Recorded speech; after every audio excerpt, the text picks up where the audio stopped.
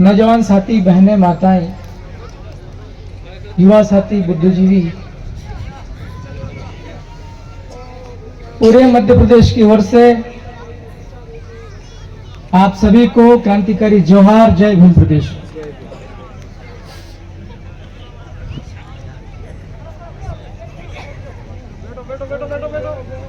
साथियों और सज्जनों, आप सबको जानकारी होगी कि मैं मध्य प्रदेश के अंदर विधानसभा का सदस्य हूं। मैं मेरे लायक बात कर पाऊंगा ज्यादा अच्छा होगा, क्योंकि मेरे से पहले बहुत तमाम समाज के जागरण करने के संबंध में जितने भी मुद्दे हैं, चाहे वो सांस्कृतिक शुद्धिकरण हो, चाहे वैचारिक एकीकरण हो, चाहे सामाजिक और संवैधानिक जागरण का हो,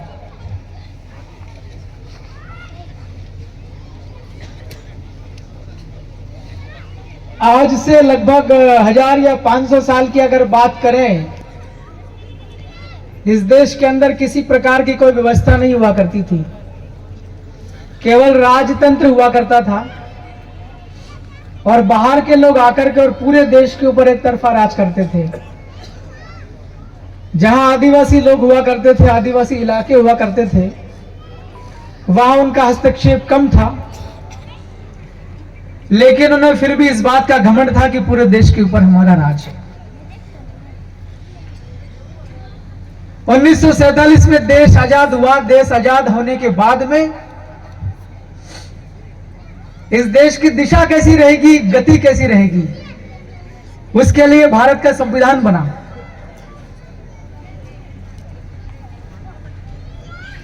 उसी संविधान के अंदर बाबा साहब डॉक्टर भीमराव अंबेडकर के नेतृत्व में आदिवासी लोगों के हक और अधिकार की बातें जयपाल सिंह मुंडा ने लिखवा दी। अब देश के अंदर में चाहे लोकसभा हो, राज्यसभा हो, विधानसभा हो या त्रिस्तरीय पंचायती राज हो, जितने भी जनप्रतिनिधि होते हैं, चाहे वो पंच हो, सरपंच हो, जनपद आपका पंचायत समिति हो, जिला परिषद हो, विधानसभा का सदस्य हो, विधान परिषद का सदस्य हो, या विधानसभा का सदस्य हो, या लोकसभा का सदस्य हो, या राज्यसभा का सदस्य हो, ये जितने भी जनप्रतिनिधि लोग होते हैं, इनकी एक छोटी सी जिम्मेवारी होती है। इनका काम होता है साथियों और सज्जनों, अपने इलाके के लोगों के बीच और सरकार के बीच एक कड़ी है। लोगों की अगर कोई बातें हैं तो वो बातें सरकार के पास ले जाकर पहुंचाना। अलग अलग तरीके होते हैं सरकार के पास अपनी बातें पहुंचाने के। जब भी सदन लगता है, चाहे विधानसभा हो, लोकसभा हो, राज्यसभा हो, वो जनप्रतिनिधि अपने इलाके की, अपने लोगों की बात, अपनी लोगों की मांगे वहां पर बोलेगा। यह ड्यूटी है टाइप की, कॉन्स्टिट्यूशनल ड्यूटी। दूसरा, लिख करके भी वहां पहुंचाना है अपनी बात, लोगों की बातें वहां लिख करके देना है शासन के पास। सरकार बनाती है कानून, लेजिस्लेचर बनाती है कानून, और कानून के आधार पर नियम बनते हैं, और नियम क्रियान्वयन करने का काम प्रशासन का होता है सभी राज्यों में और पूरे देश भर में। तो जो भी जनप्रतिनिधि होता है, चाहे वो विधायक हो, सांसद हो, जिला परिषद हो, पंचायत समिति हो, चाहे सरपंच हो, उसका काम होता है कि जनता की समस्या को तत्काल अगर कोई लगी, ऐसा फील हुआ, महसूस हुआ, उस प्रॉब्लम को उठा के तत्काल प्रशासन के पास भेजना, ताकि जनता की समस्या का तत्काल निदान हो सके। अब जब देश आजाद हुआ 1947 में, उसके पहले राजतंत्र था, 1947 में लोकतंत्र हुआ। लोकतंत्र का मतलब आप सब लोग जानते हैं, government of people, by the people, for the people. लोगों के लिए काम करना होता है जो भी सत्ता में आसीन होता है। पिछले 75 वर्षों के दौरान मैं मध्य प्रदेश से आया हूं, अब सबको पता भी है, हमारे इलाके में आम जनता तो बहुत दूर की बात होती है। 7-7 बार, 8-8 बार विधायक रह चुके, मंत्री रह चुके, उनको भी नहीं पता चल पाता कि विधायक के काम क्या है। वहां एक परंपरा चली आ रही मध्य प्रदेश में, दारू मुर्गा पैसा डरा धमका कि जीत जाना और लंबे लंबे सफेद कपड़े पहन करके और मौज करना। मैं भी विधायक नहीं बना, उसके पहले मुझे भी कुछ नहीं पता था करना क्या पड़ेगा विधायक बनने के बाद में। यह जरूर सोचा था कि यार विधायक है, बड़ा पद है, मजा आएगा, लोग मेरी बात मानेंगे, लोग मुझसे डरेंगे, ये सोच रहा था मैं। विधायक बनने के बाद क्या करना है, काम क्या क्या है, ड्यूटी क्या है, कर्तव्य क्या है, अधिकार क्या है, ये पता नहीं था। मेरे लिए प्लस पॉइंट ये रहा, बहुत बुरे दौर से गुजरा है परिवार, लेकिन स्कूल की पढ़ाई भी ठीक तरीके से करी, अंग्रेजी भी आता था। विधायक बनने के बाद एक महीने के दौरान, विधि ने ये एक महीने के दौरान देश आजाद हुआ 1947 से लेकर 3 दिसंबर 2023 तक जितने भी कानून बने सारे कानून की जानकारी निकाल ली और मोटा मोटा तरीके से पढ़ लिया। 1956 में मध्य प्रदेश बना, राज्य स्थापित हुआ, तब से 1956 से लेकर के 2023 तक कितने कानून बने, कौन कौन से अधिनियम बने, क्या क्या नियम बने, वो सारे निकाल कर पढ़ लिया। फिर यह भी पढ़ लिया कि यह विशेषाधिकार नाम का एक शब्द है, इसका मतलब क्या होता, डीपली जाना है, किताब मिल गया उसको पढ़ लिया। बैरेक्ट का मतलब होता है मूल कानून, उसके अंदर भी लिखा हुआ मिल गया। यार विधायक तो बड़ा महत्वपूर्ण चीज है, संवैधानिक पद है, संविधान के अंदर इसका उल्लेख है, इसका काम है कानून बनाना विधायक का। मैं मन में सोचा यार मैं तो अकेला ही आदमी हूं, मैं कैसे कानून बना पाऊंगा, मगर फिर भी उसमें डीपली लिखा हुआ कानून बनेगा। कानून के अंदर एक लाइन भी अगर आपके समाज के खिलाफ है तो आप आपत्ति लेंगे, वो लाइन खारिज हो जाएगी। ये पावर मेरे को पता चल गया। इसके अलावा भी यह है कि एक जो जनप्रतिनिधि होता वो अपने इलाके के सभी लोगों का प्रतिनिधि होता है। संविधान के आधार पर कानून बनते, कानून के आधार पर नियम बनते हैं। एक नियम में यह लिखा हुआ है, बहुत पहले देश आजाद होने के जस्ट बाद 1961 के आसपास, एक विधायक होता है, वो अपने इलाके के एक एक व्यक्ति का विधायक होता है, केवल भारत आदिवासी पार्टी का नहीं। जिन लोगों ने वोट नहीं दिया उसका भी विधायक होता है वो। मैंने आकलन लगाया कि वो मेरे को कितने वोट मिले, टोटल कितने वोट हैं और जनसंख्या कितनी है। 72,000 लोगों ने पहचान कर ली, आदिवासी का निशान ये था। एक तो 72,000 का मैं एमएलए, दूसरा टोटल वोटर थे। आप मैं बोलते नहीं और मैं बात खत्म करने वाला हूं भाई। टंटिया मामा के यहां से आया हूं, 2-1 मिनट बोलना, हम जाएंगे। 2,25,000 के करीब वोटर, टोटल आंकड़ा निकाला कि बहुत सारे युवाओं के वोटिंग कटवा दी थी, वोट नहीं डाल पाए, नाम कटवा दिया। जिन बच्चों का जो है 18 साल से कम उम्र है उनकी वोटिंग में नाम ही नहीं। आज की तारीख में टोटल मेरे इलाके में 4.5 लाख है, बच्चे से बूढ़े तक। मैंने सोचा यार मैं तो 4.5 लाख लोगों का विधायक हूं। लगभग सब जगह यही है पूरे बिल प्रदेश में, चाहे मध्य प्रदेश का हो, चाहे राजस्थान का हो, चाहे गुजरात या महाराष्ट्र या किसी और भी देश का क्यों ना हो, लगभग 5 लाख आबादी होती, उसका एक व्यक्ति होता प्रतिनिधि। यह नियम है कि अगर कोई व्यक्ति चिट्ठी लिखता है तो वो चिट्ठी जनता की समस्या से जुड़ी हुई होती है, और जनता कोई 1-2 आदमी नहीं, 8-10 आदमी नहीं, वो 4.5 लाख 5 लाख लोगों का प्रतिनिधि है। अगर एक विधायक कुछ लिख रहा है, यह बिल्कुल कानून में, नियम में आ गया है कि वो इतने लोगों का प्रतिनिधि है, उस विधायक के कागज के ऊपर कार्रवाई करना है, ये नियम है। आप और हम सब लोग कभी कभार ज्ञापन देते हैं, कभी बिल प्रदेश को लेकर, कभी बजट संबंधी, हम और भी कुछ काम हो गए, कोई और आपत्ति विपत्ति आ गई समाज के ऊपर, कभी कभार छोटे छोटे बड़े स्तर के ज्ञापन होते हैं, तहसीलदार ने वो कागज लेकर के वो डस्टबिन में डाल देते हैं। कभी कोई समझदार आदमी होता है, एडी रजिस्टर वगैरह करता है, वो आगे चली जाती है। साथियों और सज्जनों, सुना होगा मीडिया में अभी तक क्या चल रहा है और मेरे बारे में सब, उसके में थोड़ा सा स्पष्टीकरण।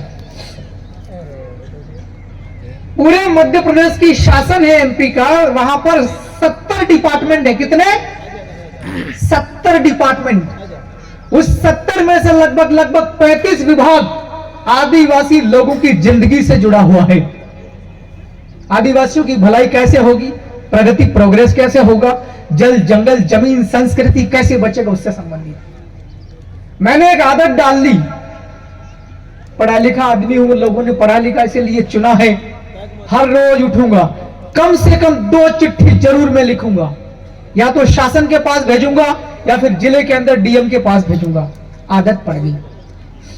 साथियों और सज्जनों, आज तक लगभग 2000 कागज लिख दिए हैं, 2000 चिट्ठियां। मेरी चिट्ठियां क्वालिटी वाली होती है, मैं बताऊं कैसे। बीजेपी और कांग्रेस के विधायकों के आपने आपके राजस्थान के अंदर भी देखा होगा, 4-4, 8-8 लाइन लिख देते हैं सिर्फ लेटर पैड का नाम चमकाने के लिए। और मैं चिट्ठी लिखता हूं लगभग 40 से 50 लाइन की। सबसे पहले ही हमें यह देख करके आ गया था, हमने चुनाव के पहले सज्जनों मैंने एक मीटिंग लिया था, जब चुनाव नजदीक आ गया, जन सुनवाई नाम का हमने बहुत ज्यादा एक प्रोग्राम तय किया। लगभग 5000 लोग आ गए। हमने जन सुनवाई करी, किसकी क्या प्रॉब्लम है, किसकी पेंशन मिली कि नहीं मिली, नौजवानों की छात्रवृत्ति मिली कि नहीं मिली, तमाम प्रकार, किसका कोई जमीन का विवाद तो नहीं है, आदिवासी की जमीन के ऊपर किसी दबंग ने कब्जा तो नहीं कर रखा, इसलिए बुलाया। वो सारी जन सुनवाई कर ली। दोपहर के पश्चात करीब 4:30 बजे मैंने उनसे पूछा, क्या आप ये बताओ कि आप में से कोई बीमार तो नहीं है?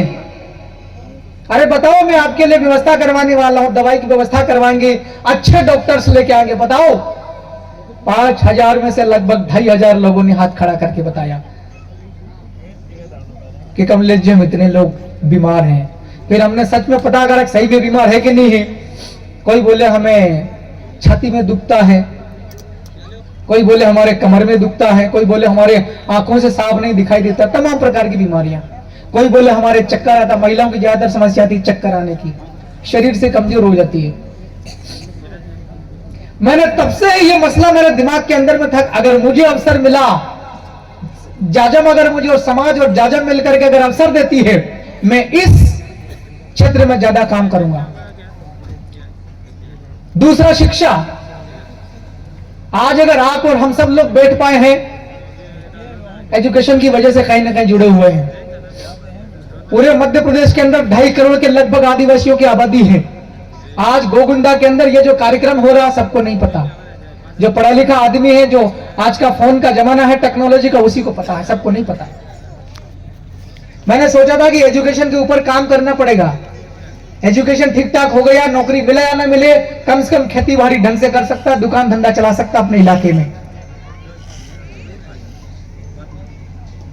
मेरे हमरत्तों, मैंने 5 नवंबर के दिन, 5 नवंबर गया ये, मैंने एक चिट्ठी लिखी थी कि रतलाम के अंदर पूरे जिले अस्पताल के अंदर में पिछले 5 वर्षों के दौरान 70 करोड़ रुपए का बजट पूरे जिले में आता है। एक जिले में 1 साल का लगभग 70 करोड़ रुपया स्वास्थ्य के ऊपर आता है। आप में से थोड़ा बहुत गणित किसको किसको आता है, हाथ खड़े करो। अरे आप सो तो नहीं गए? हेलो, जाग रहे हो ना? थोड़ा बहुत गणित आता? डाउन योर हैंड्स, हाथ नीचे। 70 में 5 का गुणा करो, 5 में 70 का गुणा करो। हाँ, 7 पंजे 35 और ऊपर में एक मिंडी लगाओ, बोल 350 करोड़ रुपए का मुझे घपला लगा। मैंने कहा पिछले 5 वर्षों के दौरान इतना पैसा आया, हमारे छोटे छोटे प्राइमरी हॉस्पिटल्स होते हैं, वहां पर दवाइयां नहीं मिलती, डॉक्टर्स नहीं है, अस्पताल में बिस्तर नहीं है, पंखे नहीं है, इतनी अव्यवस्थाएं। पूरे जिले का भी एक चिट्ठी मांग ली 5 नवंबर को, और हर जिले के अंदर में एक मुख्य अस्पताल होता है, वहां पर पूरे जिले के लोग जाएंगे अपने उपचार लेने के लिए। जो रेफर होते वो भी वहीं जाते हैं, बड़ी बीमारी का इलाज भी वहीं पे होता है शासकीय स्तर पर। हमने उसका भी हिसाब किताब मांग लिया।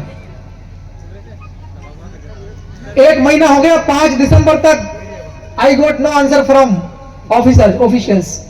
उनकी ओर से मुझे कोई जवाब नहीं मिला। मुझे 4 या 3 तारीख को फोन आता है, विधायक जी सेलाना और बाजना जो रतलाम जिले का आदिवासी इलाका जहां के विधायक आप हैं, आपके क्षेत्र से लगभग 50% मरीज रतलाम के जिला अस्पताल के अंदर में भर्ती है। इनको दवाइयां नहीं मिल रही, डॉक्टर बाहर की दवाइयां मंगा रहे। कोई छोटा मोटा ऑपरेशन करना तो वो भी प्रिस्क्रिप्शन लिख के बाहर अपने प्राइवेट दुकान से मंगवा रहे हैं। यहां तक कि खून और पेशाब की जांच करने के भी इंतजामात नहीं है। डॉक्टर लोग अपने प्राइवेट लैब पर बेचते हैं खून पेशाब और खकार थूक वगैरह जांच करने के लिए।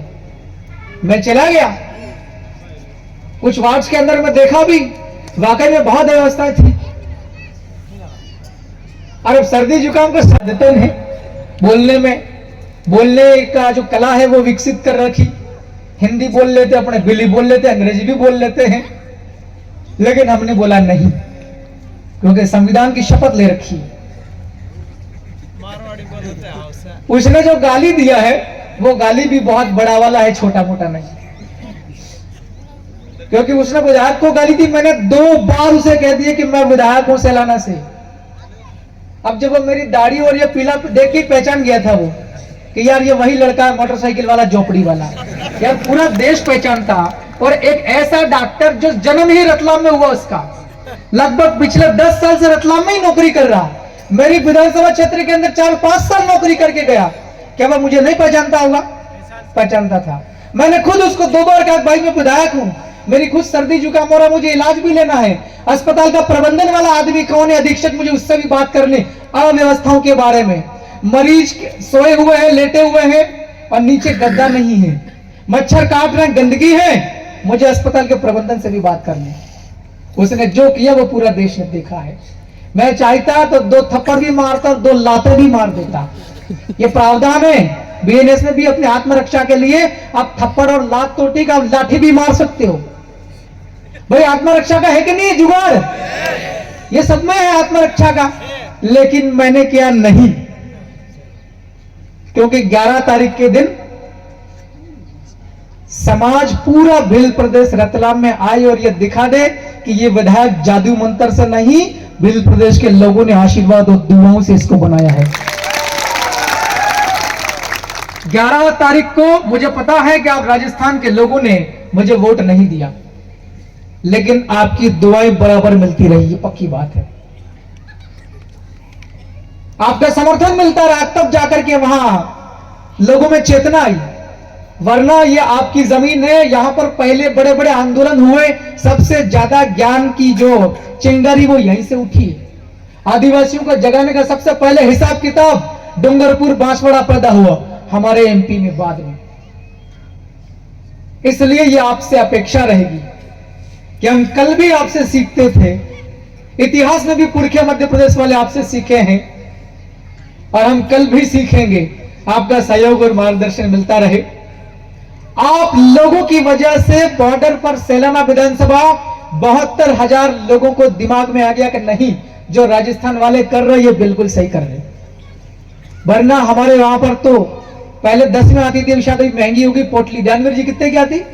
30-45, अभी 45 वाली 50 में हो गई। 50 में तो एक पोटली में 2 वोटर तैयार हो जाते थे। एक पोटली दो, आधा पोटली पिला करके वोट लेते थे। है ये स्थिति थी। अब अचानक से वहां पर यह चमत्कार हुआ। इस चमत्कार के पीछे कोई अगवान भगवान नहीं है, आप और हम सब लोगों का जागरण मार्गदर्शन की वजह से है। उधर भी हमारे कुछ लोग लेटरबाजी करते हैं और चुनावों में सौदा करते हैं। वो कहते हैं नहीं, कमलेश्वर को हमने विधायक बनाया, ऐसा बोलते हैं। तो इस प्रकार की चीजें होती, तो मैं आपसे अपेक्षा करता हूं कि 11 तारीख के दिन 11 बजे लग जाना चाहिए पूरे एमपी के अंदर में, कि भिल प्रदेश के लोग एकता में भी हो सकते हैं। बहुत जरूरत है। इसलिए मैंने केवल मेरे ही विषय की बात रखी। अगली बार फिर कोई जन जागरण होगा, चिंतन शिविर होगा, तो मैं निश्चित तौर पर सांस्कृतिक शुद्धिकरण, वैचारिक एकीकरण, सामाजिक एवं संवैधानिक जन जागरण, मैं संवैधानिक जन जागरण के ऊपर अगली बार आऊंगा। पूरा 1 घंटा अच्छे से दूंगा। आज मैं टंटिया भील का बच्चा आपके यहाँ महाराणा पुंजा भील के परिवार वालों से यह आह्वान कर रहा, कृपया करके 11 तारीख को 11 बजे मध्य प्रदेश और राजस्थान का बॉर्डर इलाका, आपको वहां पर सादर आमंत्रण देकर के जा रहा हूं। यह एहसास करा देना है नारंगी वालों को जो आज सत्ता में है, जो आदिवासियों को कुछ नहीं समझते हैं। सरेआम एक विधायक मेरे जैसे लोगों को, मैं एमएलए हूं, पढ़ा लिखा आदमी हूं, अंग्रेजी भी जानता हूं, बोलता हूं, कानून से ही काम करता हूं, लिख करके बात करता हूं, उसके बावजूद भी इस प्रकार से, तो आप इतना सोच लेना कि दूसरे इलाके हैं मध्य प्रदेश में जहां जागरण कम है, झाबुआ, अलीराजपुर, धार, बड़वानी, अपना गोंडवाना वाला इलाका, सीवनी, मंडला, शाहडोल, वहां पर आदिवासी लोगों के साथ अस्पतालों में कैसा व्यवहार होता होगा, इतना आपको मन में सोचते सोचते घर पे जाना है। मैं तो विधायक हूं, मैंने अपने हक के लिए, मैं कानूनी तरीके से, कानून मैंने हाथ में नहीं लिया। अगले दिन हम लोग 4-8 साथियों के साथ गए, शांतिपूर्वक कानून का पालन करते हुए धरना बैठ करके एफआईआर करवा दी। एफआईआर हल्की हल्की करी उनने, जो अपराध किया है मां बहन की वो धारा नहीं लगाई है। अब वो काम तो अदालत से भी हो जाएगा, कोर्ट में भी धारा बढ़ जाएगी, मगर अभी वहां की सरकार ने और प्रशासन ने काम नहीं किया, उसको सस्पेंड तक नहीं किया, निलंबन की कार्रवाई होती वो तक नहीं की मेरे खिलाफ। और एक तो अपने आदिवासी परिवार का बिल प्रदेश विद्यार्थी मोर्चा होता, जिस लड़के के ऊपर हम सब ने भरोसा जताया कि ये आदिवासी पूरे इस मध्य प्रदेश के अंदर 8-10 जिले आते हैं, यहाँ विद्यार्थी लोग जो स्टूडेंट होते हैं, चाहे वो कॉलेज हो या स्कूल हो,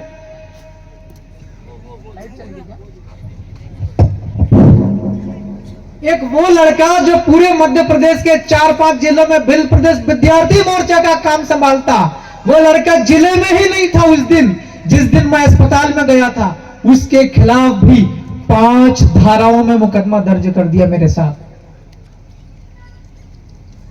अब आज जब हम लोगों के साथ में ऐसा कर रहे हैं, तो अगर वहां पर प्रदर्शन नहीं करेंगे, एकता नहीं दिखाएंगे, आने वाले टाइम में हमारे पड़ोस में भी चालू कर देंगे।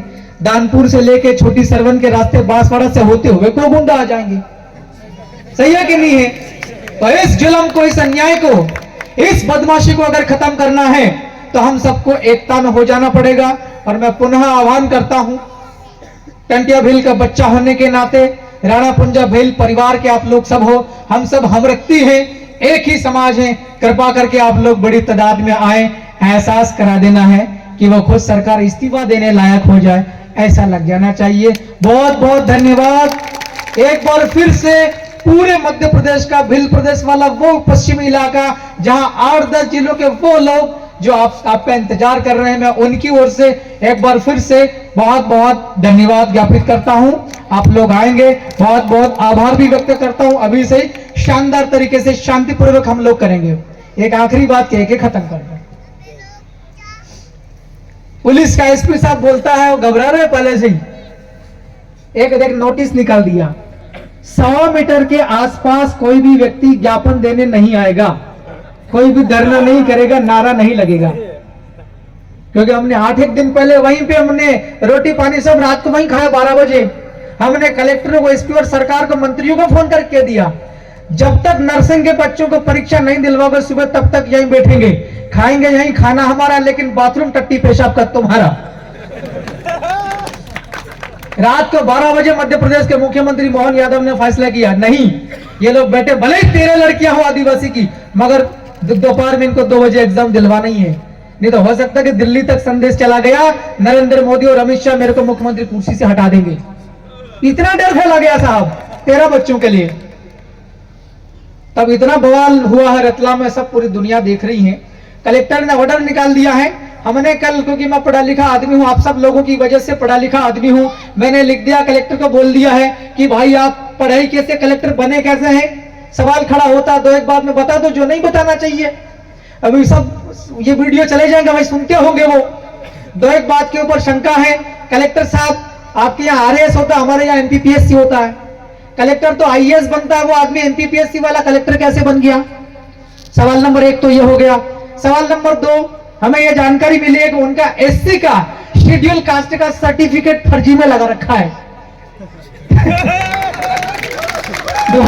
दो सवाल है, और अपने आप में जिले के मजिस्ट्रेट है, डीएम डिस्ट्रिक्ट मजिस्ट्रेट, उनके ऊपर भी सवाल खड़ा हो रहा है। अभी उनकी तैयारी चल रही है कि बोले वो लगा दो, कौन सा बोलते हो, पूरे जिले के अंदर क्या बोलते हो उसको, 144, जिसका परिवर्तित रूप है 143, वो तो उन्होंने लगा दी, बोला कि 100 मीटर के आसपास नहीं आना। मैंने कहा ठीक है भाई, पहले तो इसको हटा, तेरे बाप का राज है कि कुछ भी आर्डर निकाल देगा, सही है कि नहीं? कोई भी जिला चलेगा, कलेक्टर तेरे इशारे पर नहीं चलेगा, कानून के हिसाब से चलेगा, सही है कि नहीं? तो उसको आर्डर वापस निकालने के लिए बढ़िया लिख करके दे दिया है।